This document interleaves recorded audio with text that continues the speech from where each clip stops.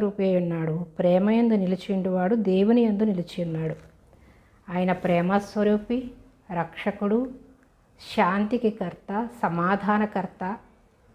ఆయన యందు ఎవరైతే విశ్వాసం ఉంచుతారో వాళ్ళంతా కూడా ఎక్కడుంటారు? దేవుని సన్నిధిలో, దేవుని రాజ్యంలో ఉంటారు. మన ఎడల దేవునికి ఉన్న ప్రేమ మనం మెరిగిన వారమై దాన్ని నమ్ముకొని ఉన్నాం. ఆ ప్రేమను మనం తెలుసుకుని ఆ ప్రేమలో మనం నమ్మి ఆయన ప్రేమను కలిగి మనం ఆయన రూపంలోనికి, ఆయన పోలికలోనికి మనము మార్చబడాలి.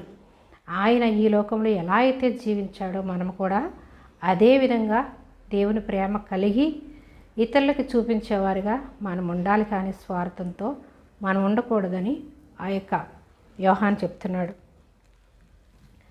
అయితే 1 యోహాను 1:1 చూద్దాం.